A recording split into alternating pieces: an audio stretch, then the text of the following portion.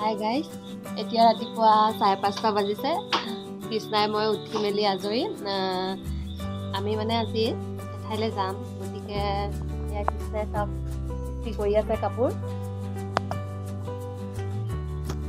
বৰ্তমান আমি গা ধুই মেলি আহিলোঁ।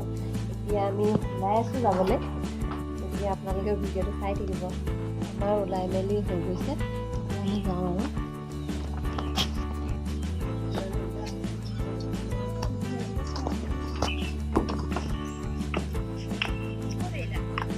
আমি এতিয়া আছোঁ ওলাই মেলি। আমি এতিয়া গাড়ী দেখিছোঁ আৰু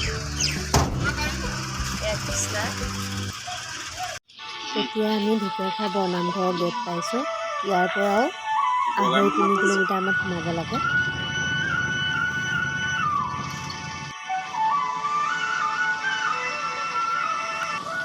ফাইনেলি আমি ভাবি থকা ঠাইডোখৰ পাই গ'লোহি। এয়া হৈছে ঢেকীয়াখোৱা নামঘৰ। এতিয়া আমি গেটটো পাইছোঁ, আপোনালোকক দেখাওঁ। গতিকে আপোনালোকে চাই থাকক ভিডিঅ'টো। বহুদিনৰ পৰা ভাবি আছিলোঁ আহিম কিন্তু আহিব পৰা নাছিলোঁ। আজি সেই আশাটো পূৰণ হ'ল।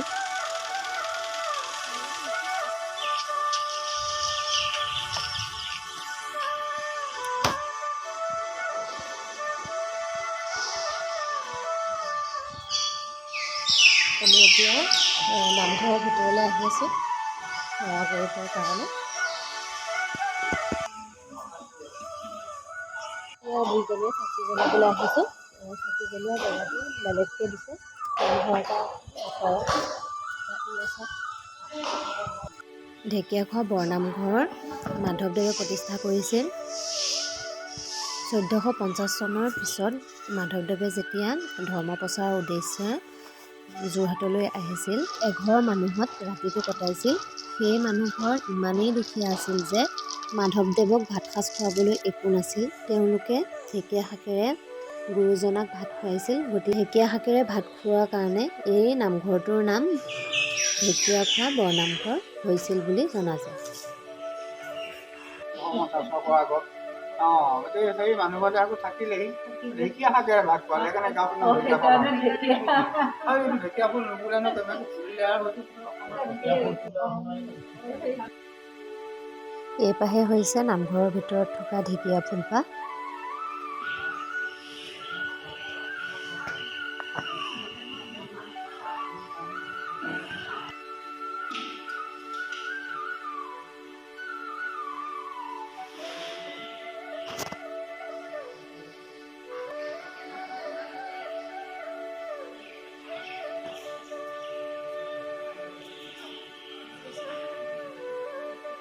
আমি এতিয়া বন্তি জ্বলাই সেৱা কৰি আহিলোঁ। ভৰি ধুইছিলোঁ। এইটো হৈছে মাধৱদেৱে মানে এই মহাটোত বহি পেলাই বোলে ভৰি ধুইছিলে। গতিকে এই মহাটো এনেকৈ ইয়াতে ধুনীয়াকৈ সংৰক্ষণ কৰি থৈছে।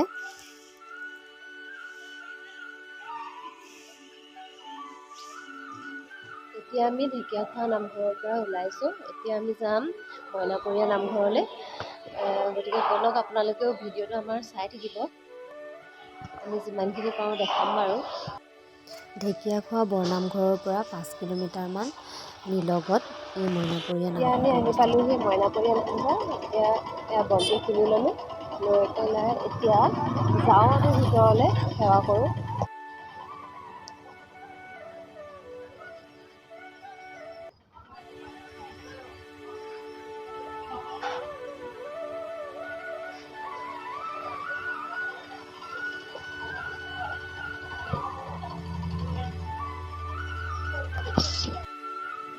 আমি এতিয়া সেৱা কৰিবলৈ গৈ আছোঁ বন্তি জ্বলাবলৈ।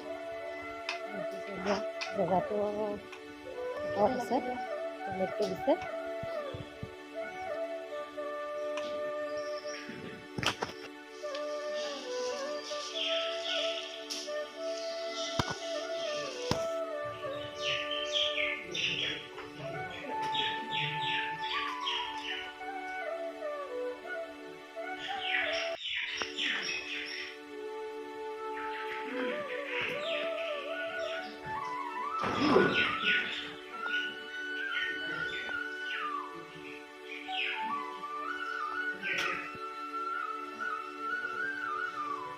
এয়াই হৈছে মইনাপৰীয়া নামঘৰৰ ভিতৰ চোৱা।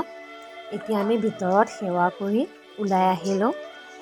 এতিয়া আমাক চাহ খাবলৈ মাতিছে, গতিকে যাওঁ ব'লক, আপোনালোকেও চাই থাকক।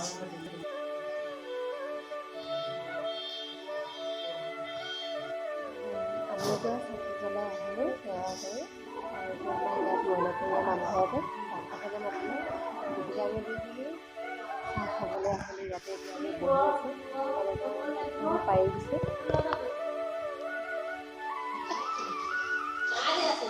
একদম কাঁহৰ বাতি গাখীৰ চাহ আৰু লগত দিছে গুড় আৰু বিস্কুট।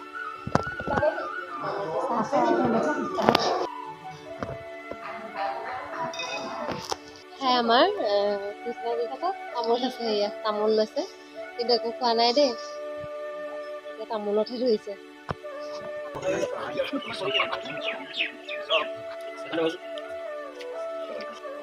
আমি মইনাপৰীয়া নামঘৰৰ বিষয়ে জানিবলৈ বিচৰা এখন কিতাপ দিলে, কিতাপখন এইখন ষ্টাৰ্টিঙৰ পৰা চব লিখা আছে, কেনেকৈ কি হ'ল। এইখনত 20 টকা লৈছে, আমি তাকে কিনি আনিলোঁ।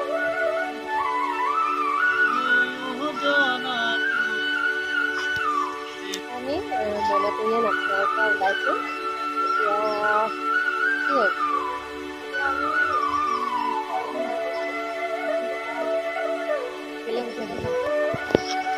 যদি ভিডিঅ'টো চাই ভাল পালে তেন্তে লাইক, কমেণ্ট, শ্বেয়াৰ আৰু ছাবস্ক্ৰাইব কৰিবলৈ নাপাহৰিব।